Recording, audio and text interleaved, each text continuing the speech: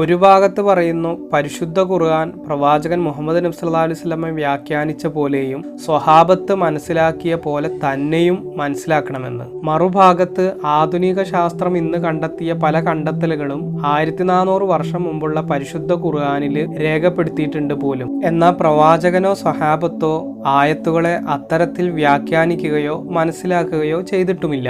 അങ്ങനെ വരുമ്പോൾ പ്രവാചകൻ ഇറങ്ങിയ ഖുർആൻ പരിപൂർണമായി മനസ്സിലാക്കാൻ അദ്ദേഹത്തിന് കഴിഞ്ഞിട്ടില്ലെന്നും തന്റെ ദൗത്യം ഭാഗികമായി നിർവഹിക്കുക മാത്രമാണ് അദ്ദേഹം ചെയ്തിട്ടുള്ളത് എന്നുമല്ലേ വരിക. പ്രവാചകനേക്കാൾ വലിയ പ്രബോധകനായി നമ്മൾ അവതരിക്കുമ്പോൾ അത് ഏറ്റവും വലിയ പ്രവാചകൻ എന്നെയും ദീനിൽ കൈകടത്തലുമല്ലേ. അതല്ല, ശാസ്ത്രം കുത്തിക്കയറ്റിയിട്ടുള്ള ഇത്തരത്തിലുള്ള വ്യാഖ്യാനങ്ങൾ നൽകുന്നത് ദീനിന് ഗുണകരമാകുന്നു എന്നുണ്ടെങ്കിൽ എല്ലാ കാര്യങ്ങളിലും അത്തരത്തിൽ ആധുനികമായി മാനവികമായി വ്യാഖ്യാനിക്കുകയാണെങ്കിൽ എത്ര സുന്ദരമായിരിക്കും ദീനുൽ ഇസ്ലാം, അല്ലേ?